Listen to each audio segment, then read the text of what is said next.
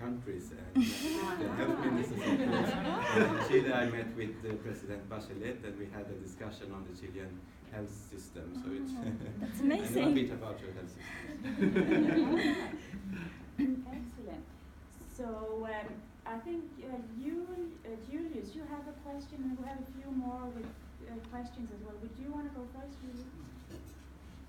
I'm Julius from South Sudan, and I'm glad you moved to those countries and seen the health ministers. I don't know if you've seen our own.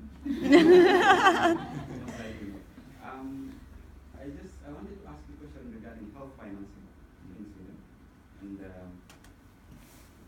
in back where we come from, there is a lot of there are financial constraints, and there is a lot of pulling of rocks between ministries, health, education, defense, and all this. Do you really find the same within Sweden here, and if so, how do you go about it? Well, I believe that we have the same kind of discussions in Sweden, but they are on another scale. And this is a very interesting question, because this is the one I think is not asked in many countries, because when they ask about the Swedish healthcare system, they ask about technology, they ask about education, they ask about organizing the system, but many times they forget to ask about the funding of the system. And the foundation for the Swedish healthcare system and the successes behind the Swedish healthcare system is really that we have a good and effective tax system. And I'm very pleased to know that the Swedish tax authorities have actually been doing foreign aid development and foreign aid development cooperation with, for example, South Africa, because without a functioning tax system, you will be unable to meet the goals of a healthcare system. We have a few more questions. One more. One more question. Oh my. So now we do, so Sylvie or Babak will have to fight about it, yeah? Hi, I'm Sylvia. I'm the Swedish Bolivarian. Welcome to come to Bolivia also. I have a few questions in one. Like, what's your greatest achievement in health on a personal level? And what are your priorities when it comes to investment in health on a Swedish level? And what healthcare system in the world inspires you, like another country? Oh my. That was really 3 questions. And to start with the first one, I just need to check. When you mean personal achievement when it comes to health, what do you mean? I mean, in your own life, like your health.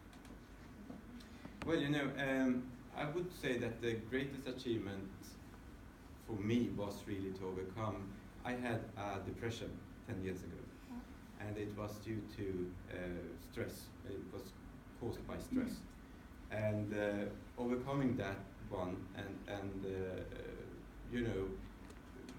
being able to take on such an important task as being health minister has really been the greatest achievement in my personal life. And now I try to talk about this experience as often as I possibly can, because I think it's important to break the stigma, and I think it's important to increase awareness about stress, mental illness, depression in particular, etc. So that is my greatest personal achievement. The second one, when it comes to rules for the Swedish healthcare system, or for Swedish health policy, one of the most important aims for the Swedish government is to close the gap when it comes to health inequity. And we are, of course, inspired by the so-called Marmot Commission. You know about the Marmot Commission? No? And your master students in global health? I think that's good for the We're only in the second course. I have to defend. You should really look into it. The Marmot Commission was the commission that really lies behind the WHO focus on social determinants and the importance of including the health perspective in all areas. And that is really what we try to do in Sweden as well, because we have a healthcare system that is very efficient, and it has great medical results if you compare to many other countries' systems.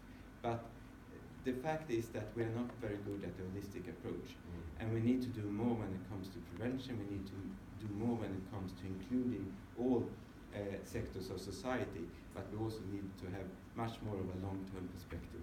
So that is a central goal. And when it comes to other countries, well, I must say, as a health minister, I travel a lot, and I think that you could really learn something from every country. And my first major trip that I made was to India, and I visited the primary care unit in the suburbs of New Delhi, and I had no expectations of learning really anything from this primary care unit. And the facilities wasn't that good, the record system wasn't that good,